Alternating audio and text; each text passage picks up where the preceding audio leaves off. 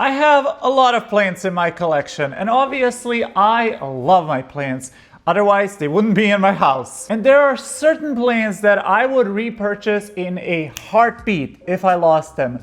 But on the flip side, there are also a couple of plants that I do still have and I do still love. But if they were to magically disappear, I probably wouldn't be in a rush to get them. And that is exactly what we're going to be talking about in this video. I'm going to be showing you some plants that I would absolutely repurchase again without a single doubt, and then I will show you some that perhaps I wouldn't. I hope you will enjoy this video. Grab yourself a cozy little beverage, a little snack, and without further ado, let's get into it. Let's start off with a plant that I probably wouldn't repurchase, and that is the Rhaphidophora Tetrasperma. Now, this is a pretty classic, gorgeous houseplant. This plant ruled the whole plant community a couple of years ago, and people have been obsessed with this plant for a very, very long time.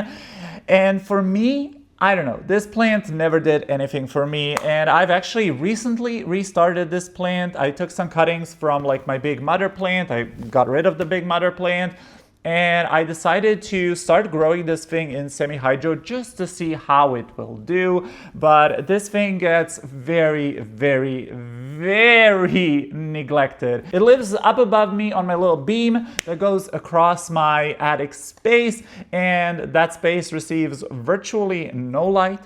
I do not look at this plant. I never like even check if the water meter is empty or whatever. Like, if this thing gets water maybe once a month, it can be happy about it. And it's just not a plant that does anything for me, if I'm being completely honest.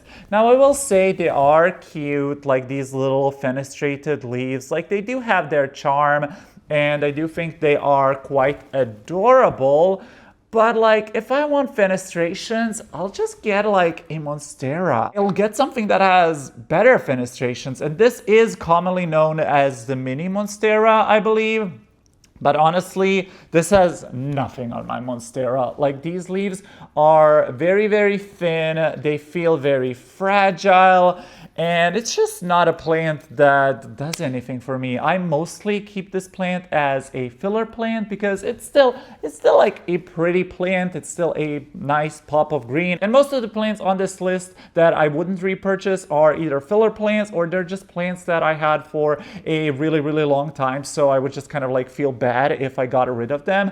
And yeah, this one just, it doesn't give me a lot of headaches, but it doesn't also bring me any joy. So honestly, if I lost this thing, would I be upset? No, not at all. Now, I would say last year, the variegated version of this plant was huge. It was everywhere, all over social media.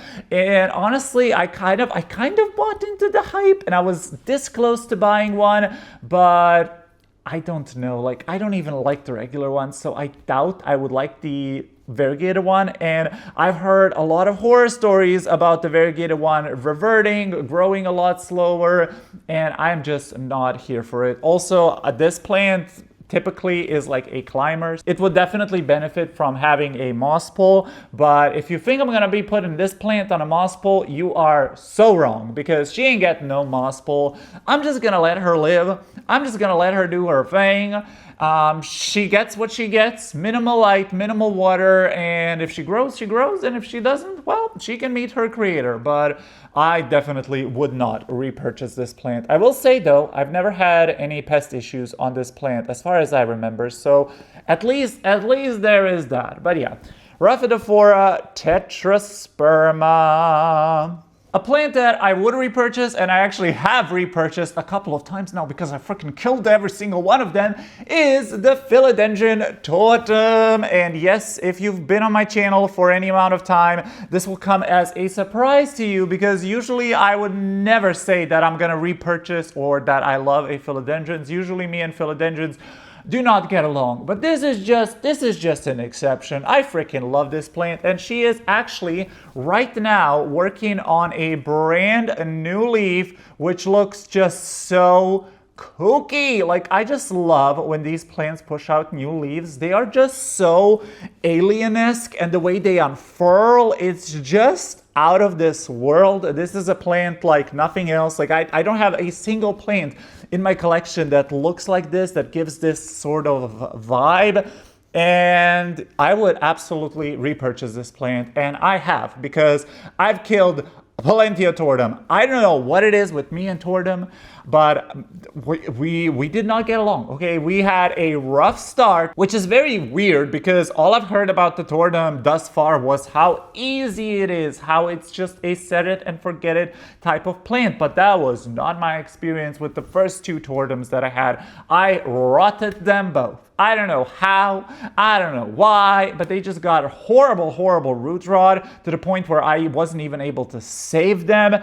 And now I have this little cutie specimen that I grew from the tiniest little wet stick, and she's doing well. I do have this plant in semi-hydro, and I would say that semi-hydro is part of the reason why I'm having success with this plant now, but I don't think we're out of the woods quite yet, because obviously this is still, I wouldn't say it's like a juvenile specimen, but it's definitely not like an adult-sized specimen. These can get absolutely massive, and honestly, I don't even know where I would put this if it got to like a big size, but it is a plant that I really love, and I did feature this one a couple of times on my channel, but it's just so fabulous. And I love showing you all the new leaves on the Tortums because it's just so weird, and I love like a weird, kooky little guy. It just adds so much character. It adds some flavor, some spice to my maybe otherwise a bit boring collection, I would say. I feel like I don't collect nearly enough like weirdo plants, and that's actually something that I would like to work on maybe next year or like at the end of this year. I would like to add maybe a couple of weirdo plants here and there into my collection, just so it breaks up like the tropical jungle vibe, although this is obviously still a tropical philodendron, but it's so weird and it's so interesting, and I really love the Philodendron Tortum. Whenever I make these like show and tell kind of videos, I always try to choose plants that I maybe haven't featured in a long time or that I haven't shown on this channel yet. But honestly, it's getting a little bit hard because I only have like 100 plants, and I have been doing this YouTube thing for almost a year now. So I do apologize if I talk about some plants like quite often, or if I repeat myself quite often. I hope you do not mind. And the next plant is actually a plant that I did talk a little bit about in my previous like clean reset plant chores kind of video, and that is the Alocasia Maharani. And yeah, this is a plant that I wouldn't repurchase.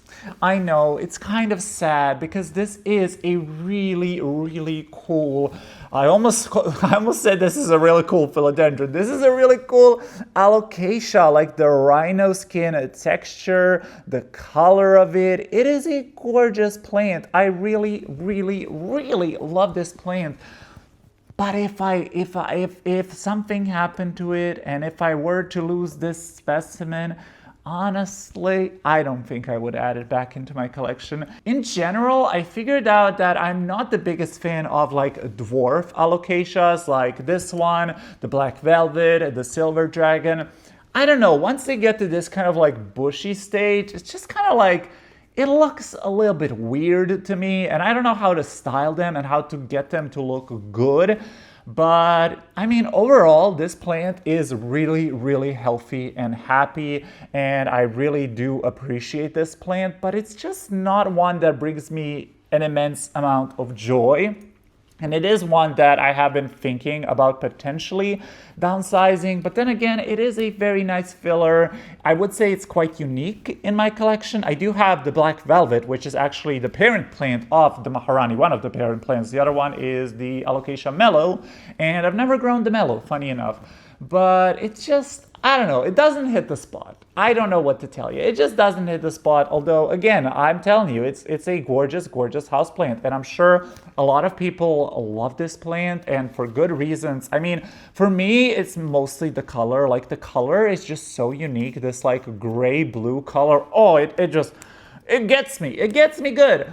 But just the growth pattern. I'm not a fan of the growth pattern. Like, you can tell, you can see over here. It's just not, I don't know. It just looks like a bunch of nonsense, honestly. And also, this thing likes to bloom a lot, and Yeah, I don't know. I feel like somebody else could really appreciate this plant. So I have been thinking of maybe giving this plant to somebody, but also like I don't want to part with it. But if I were to lose it, then I probably wouldn't repurchase it, if I'm being completely honest. And I love alocasias. There are so many amazing alocasias in my collection that I absolutely love and would literally buy in a heartbeat. But this one, the Alocasia Maharani, just isn't one of those. And now that I'm looking at it, maybe the problem is that like the pot and the like color of the leaves are like literally the same. Do you see what I mean? Like the cover pot color and the leaf color is pretty much the same. And maybe if I were to put this in like a more colorful or like more contrasty cover pot, maybe it would stand out more. Maybe I would enjoy it more. Maybe if it was like in some kind of like ochre colored cover pot or something like that. I don't know. I might try that. Also, I didn't mention, but I am growing this in a semi-hydro. It lives on my Vitsio shelf. It really isn't like a high demanding plant, but it just doesn't do anything for me. Sorry. And obviously this goes without saying, but this is all personal opinion. So if you love any of these plants, please, by all means, love them. We all have such vastly different tastes when it comes to everything, and especially when it comes to plants. And I think that's what makes this plant hobby so interesting and so fun, and why I personally love following a lot of plant parents, because then I get to see like just such vast variety of different collections, because everybody has something different to offer. So please take all of this with a big grain of salt. The next plant that we're going to be talking about, oh my god, this plant. I don't think I've ever talked about this plant in detail on my channel. It is the Anthurium Warocqueanum, or the Queen Anthurium, or as I like to call her, my royal pain in the ass, because this plant is seriously just such a pain. And the Queen Anthurium is known to be a difficult plant. It's known to be a diva plant, and I don't know what it is with this plant, why it's so freaking hard, but there is just something about the queen that attracts me, that I find so appealing. Like just a healthy, nice looking Queen Anthurium, it's goals. And I will literally keep on repurchasing this thing until I finally figure it out. Okay, I want a chunky leaf, like yeah, chunky, like big, like huge. And until I get there, I'm not gonna give up on this plant, because this is gonna be like the hill I die on. It's gonna be trying to grow a beautiful, luscious Anthurium Warocqueanum in ambient humidity. I'm not gonna put this in a tent. I'm not gonna put this in a cabinet. I'm not gonna use a humidifier for this. No. Ambient humidity. So am I going to succeed? Am I going to be able to do that? I have no freaking idea.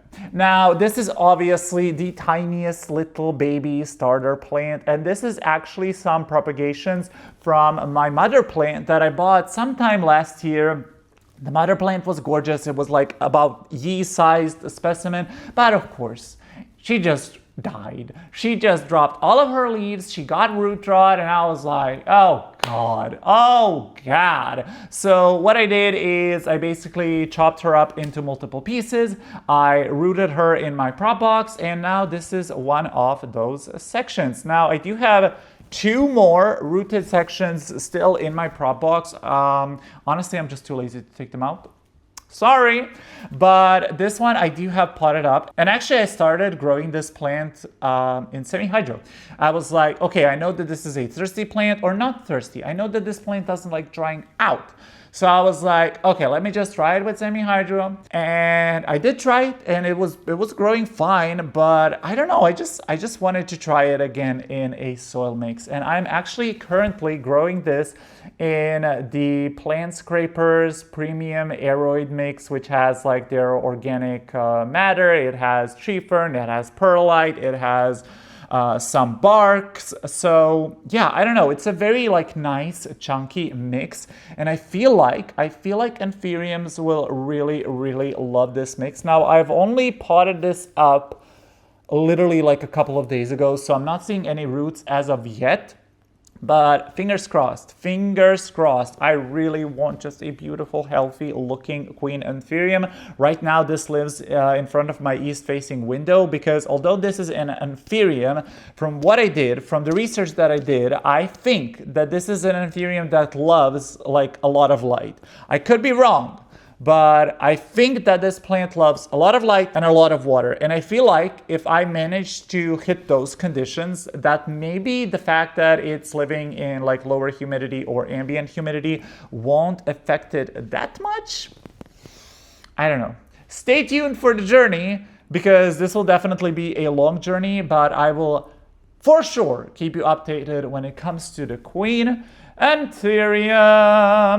The next plant, again, if you've been on my channel, won't be a surprise. This is a plant that I've complained about in a couple of videos, and I even mentioned it in like a plants I'm struggling with video. So it is no surprise that I would not repurchase the Monstera Adansonii, and this is such a just common, widely available houseplant. It's a very popular houseplant. It's a very beautiful houseplant. This is what I was talking about when it comes to fenestrations. Like Monstera fenestrations are just on a whole new level. And you might be thinking, Matt, what are you talking about? This plant looks gorgeous. And yes, she is going through like a bit of a glow up phase right now, and she is looking quite cute. I'm not gonna lie. She's still quite a small little specimen, but she's still on her like first original moss pole. I will need to extend the moss pole soon, which I'm not looking forward to, but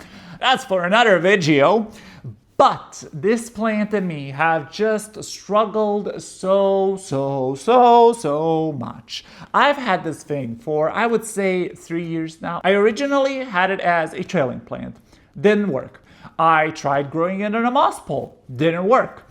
I tried growing it again as a trailing plant. Didn't work. So then I finally did the moss pole thing again. And like literally after a year, this plant takes so long to establish, in my opinion. It started like growing pretty consistently and well. However, my issue with this plant, and I don't know if you'll be able to tell on camera, is that it's just constantly, like the leaves just constantly look kind of like yellowish. They constantly have some sort of damage, and no, it's not pests. I've checked this plant over religiously multiple times. It could be a fertilizer issue. It could be watering inconsistency. It could be, I guess, lower humidity. I do not know what it is. It's not like bleaching because this lives downstairs in my bedroom in front of like a big north-facing window, and that window gets like beautiful, really like ambient or bright indirect sunlight. It doesn't get ever like, it gets a little bit of morning light, but this plant is not like in the section that gets morning light or the morning sun. So honestly, I don't know why it does that. And I'm just like, it just always looks a little bit sickly. And yeah, it looks good right now, especially like from far away. It looks cute. And okay, now that I'm looking at it, it does look cute. But if I were to get rid of this plant, if something were to happen to this plant, I just probably wouldn't repurchase it because I feel like it's a lot of maintenance. Like you really have to be on top of watering the plant, on top of watering the moss pole.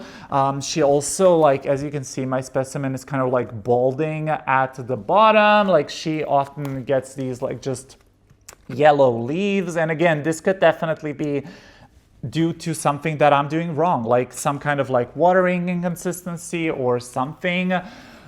But I don't know. Honestly, if I were to get rid of this plant, I probably wouldn't repurchase it. I would probably maybe go for something like a Monstera Esqueleto because that's a plant that I haven't actually tried growing yet. And I feel like the Monstera Esqueleto is basically like a Adansonii on steroids. And I feel like I would just get along with an Esqueleto maybe a little bit better, although I know that the Esqueleto also comes with its own fair share of troubles, like the runners and everything, and obviously they can get huge, so they take up a lot of space. The Adansonii can also get huge, but it just takes a lot longer, but you know what, I'm enjoying her as of right now. But the yellowing, I do not understand. Could it maybe be some kind of like viral disease? Maybe it's just like normal. Maybe I'm just overthinking it. Honestly, I have no idea, but it's definitely not a plant that, yeah, it's not a plant that I would repurchase. Monstera Adansonii.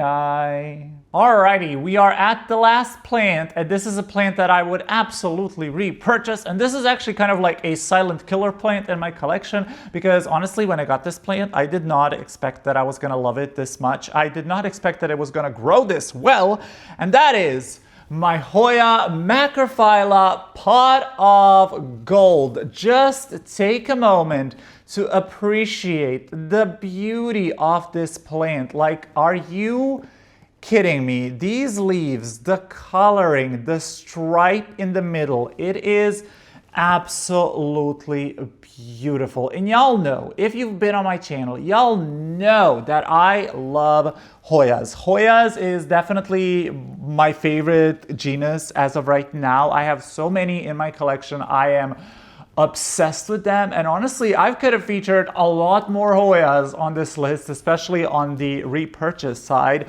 But I decided to talk about this one because this is a Hoya that I don't often talk about, I don't often feature on my channel, and honestly, I don't know why, because it is a gorgeous, gorgeous, gorgeous plant, and also so fuss-free. Like, she just grows by herself. I don't have any issues with her. I never had any pests with her. If I underwater her, maybe sometimes she doesn't throw a fit. Now, I will say the only problem that I have with this plant, and this goes for Hoyas in general, I find that my biggest issue when it comes to growing Hoyas, especially Hoyas on trellises, is like they just outgrow the trellises so freaking fast, and then they give you these long freaking ass runners, and I just don't know what to do with them. Now, obviously, I could just like extend the trellis, but then it just gets wobbly, and it's already, as you can see, like it's already wobbly as is. To find like a better system for trellising Hoyas. So please, if you have a good system for like displaying and trellising Hoyas, let the girl know, because I need all the help that I can get. Other than that, she looks gorgeous. I love how all of the leaves are just like so uniformly facing like forwards and basically just hiding the trellis. Like you can't even see the trellis. Now, I only get this effect because obviously the plant is faced towards the window, so my view of this plant is usually the back. So I don't get to appreciate these like really pretty, beautiful fronts of the leaves, which is maybe why I oftentimes, I wouldn't say neglect this plant, but like just forget about her, because I don't often see this like gorgeous front of her, and it is a gorgeous, gorgeous front. So this is a plant that I would definitely repurchase in a heartbeat. It lives in front of my west-facing window. It absolutely loves the late afternoon sun now that we are in summer. I'm just so happy that I have this plant in my collection, and the variegation of this plant is so stunning. And honestly, when I got it, it had leaves like this that were basically reverted. So I was scared that it would continue this way and just like continue growing reverted, which is obviously not what I bought this plant for. But as you can tell, she did not do that, and she gave me just the most beautiful variegation out there, and I appreciate this plant so much. I love her.